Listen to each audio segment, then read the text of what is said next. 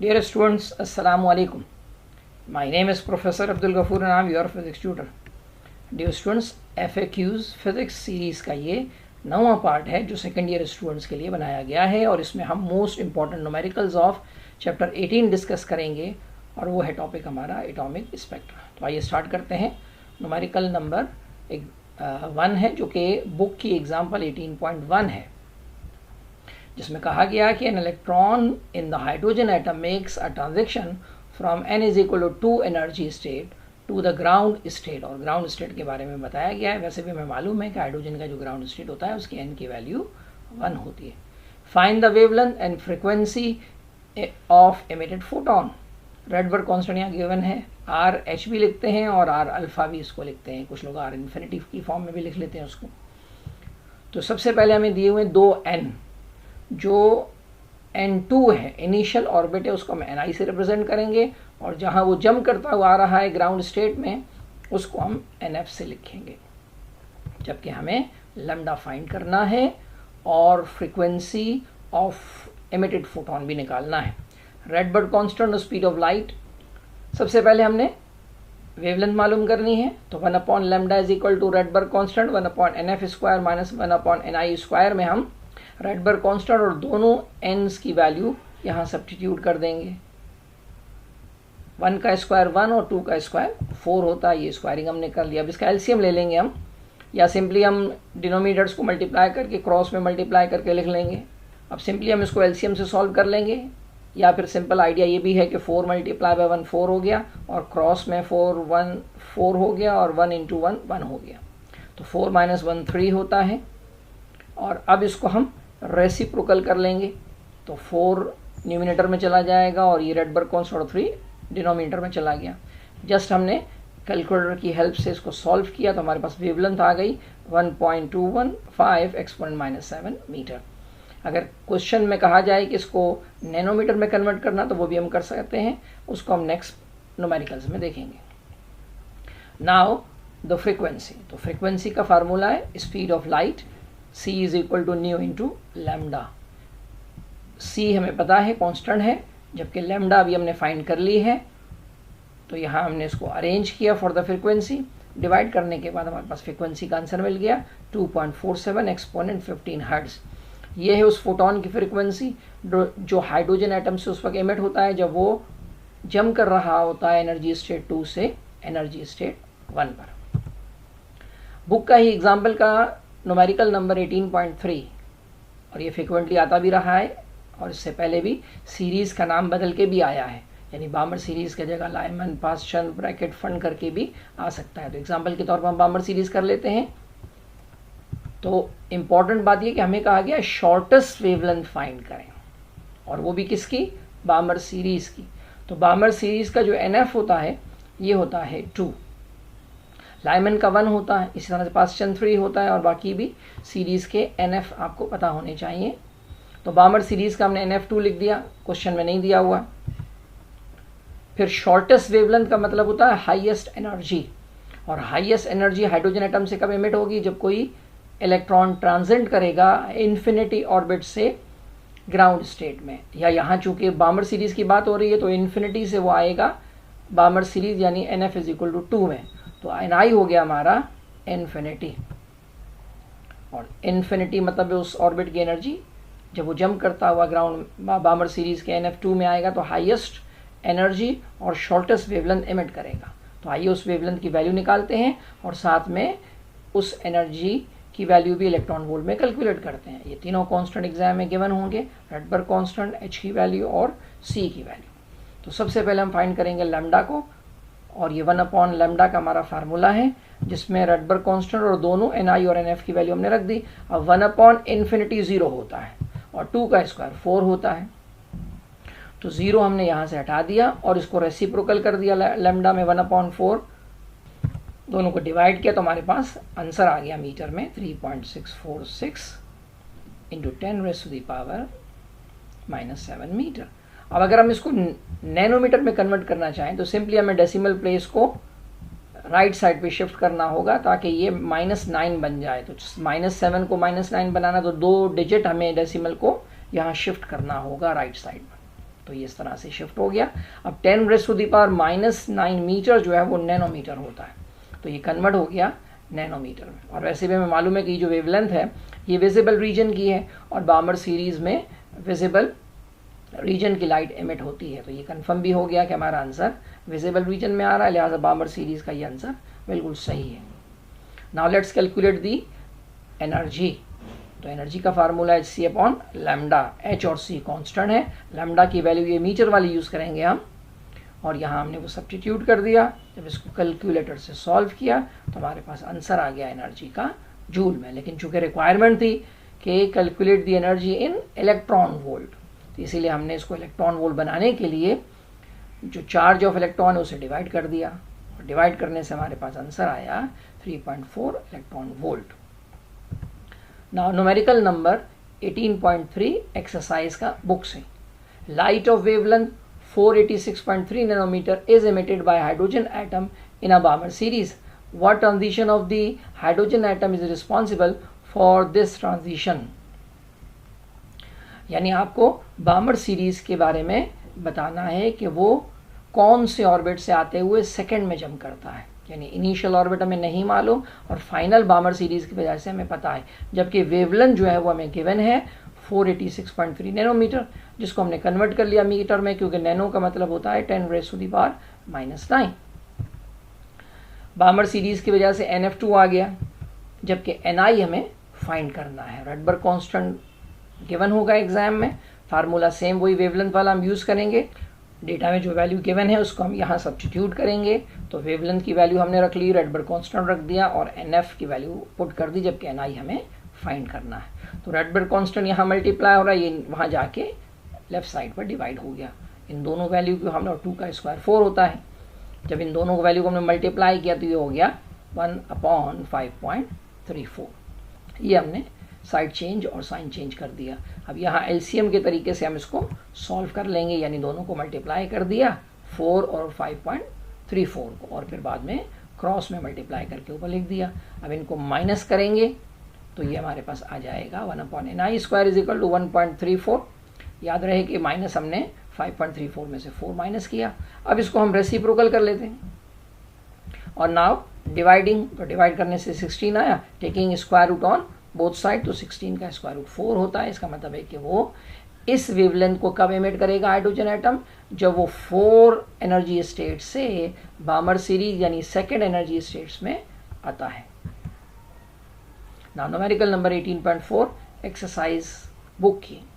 In hydrogen atom, an electron experiences a transition from a state whose binding energy is 0.54 electron volt to the state whose exciting energy is 10.2 electron volt. Calculate A part, the quantum number of two states, यानी जो energies दी हुई हैं इनकी corresponding quantum states find करनी है। The wavelength of the photon emitted, यानी जब ये transition होगा इन दो states की वजह से तो उसकी wavelength, और उस सीरीज का नाम बताइए।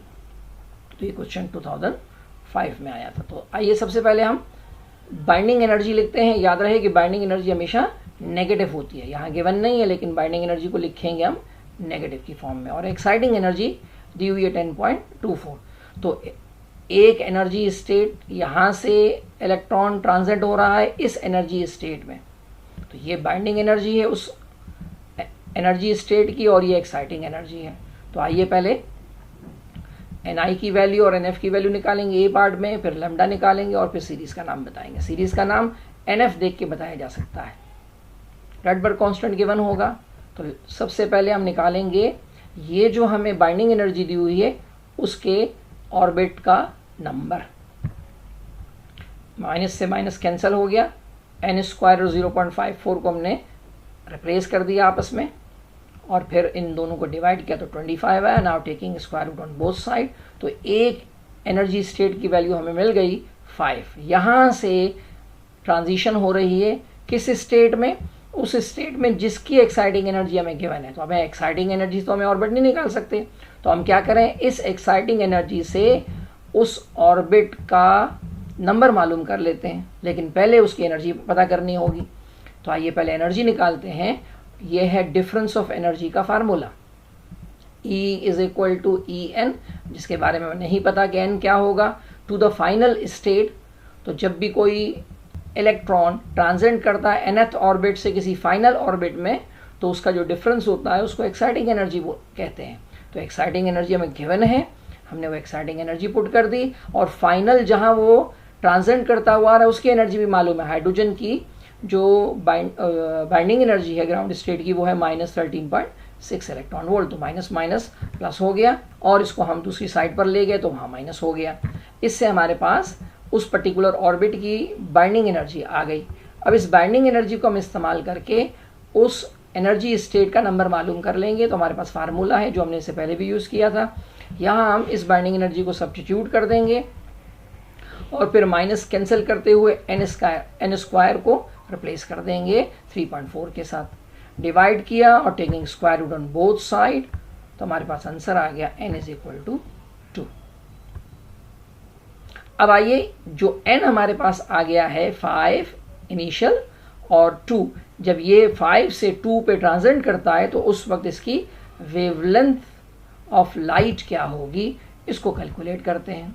तो वेवलेंथ फाइंड करने के लिए हमें जो प्रीवियस पार्ट में हमने ni निकाला था वो 5 था और nf 2 था। लैम्डा वाला फार्मूला हम यूज़ करेंगे और रेडबर्ग कांस्टेंट की वैल्यू भी उसमें सब्स्टिट्यूट कर देंगे। तो ni और nf की वैल्यू दोनों यहाँ रखी, 2 का स्क्वायर और 5 का स्क्वायर निकाल के ब्रैकेट में रखा। अब इस ब्रैकेट को हम सॉल्व करेंगे तो 25 × 4 100 होता है, और यहाँ क्रॉस में इन दोनों को मल्टीप्लाई कर देंगे तो 25 - 4 / 100। ठीक है, इसको जब हमने सॉल्व किया तो ये 21/100 हो गया। इसको हमने रेसिप्रोकल कर लिया, तो रेडबर्ग कांस्टेंट और 21 डिनोमिनेटर में चले गए और 100 न्यूमिनेटर में आ गया। तो यहाँ से हमें लैम्डा की वैल्यू मिल गई 4.34 एक्सपोनेंट -7 मीटर। अगेन अगर हम चाहें तो इसको नैनोमीटर में कन्वर्ट कर सकते हैं।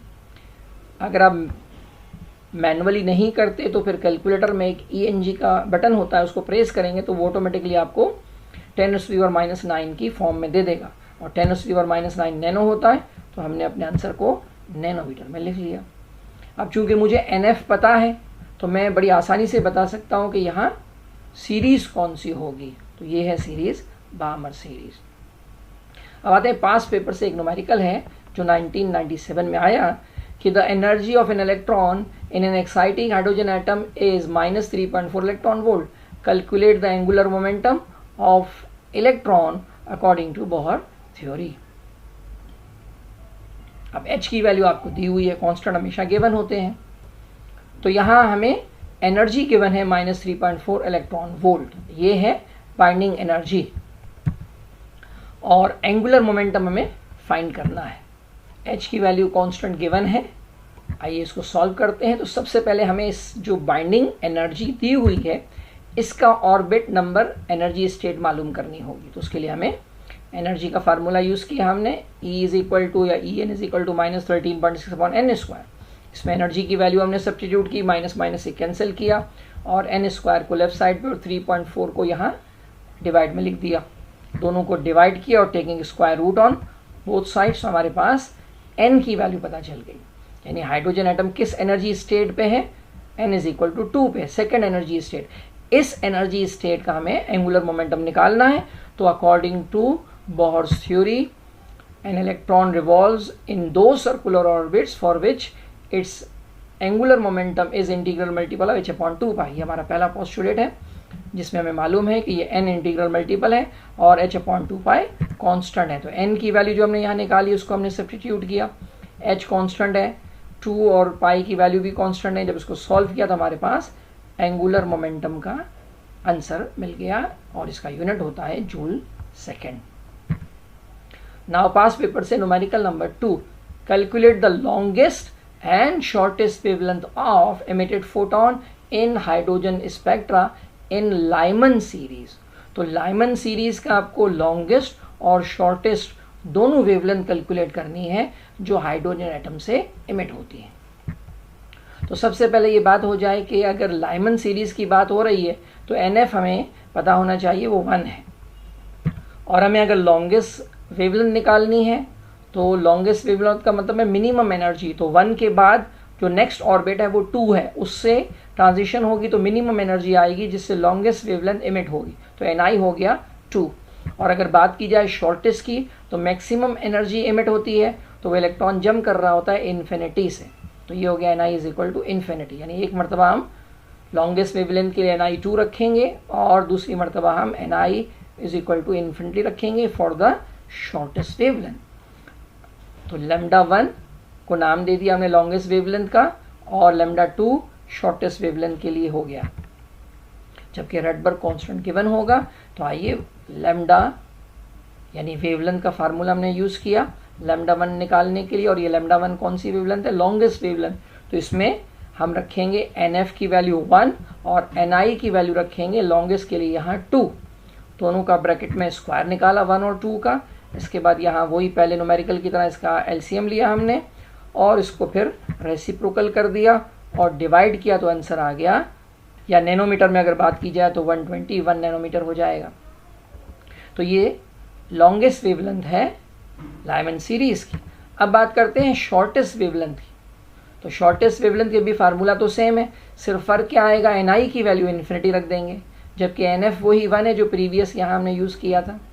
तो 1/∞ 0 होता है और ये सिंपली रेसिप्रोकल हो जाएगा अगर λ2 निकालना है, और यहाँ हमने इसको डिवाइड कर दिया तो ये आ गया 9.11 एक्सपोनेंट -8 मीटर, और अगर इसको हम नैनोमीटर में लिखें तो ये आ गया 91.1 नैनोमीटर। इसलिए हमने नैनोमीटर में कन्वर्ट किया है ताकि आपको याद रहे कि हाइड्रोजन में लाइमन सीरीज़ की भी शॉर्टेस्ट वेवलेंथ यही है, और हाइड्रोजन की अपने पूरे एटम में भी जो सबसे शॉर्टेस्ट वेवलेंथ है वो यही वेवलेंथ है जो उसमें से एमिट होती है। तो ये MCQ पॉइंट ऑफ व्यू से भी आपको याद होनी चाहिए कि सबसे शॉर्टेस्ट लाइमन या फिर सबसे शॉर्टेस्ट हाइड्रोजन एटम की वेवलेंथ 91.1 नैनोमीटर होती है।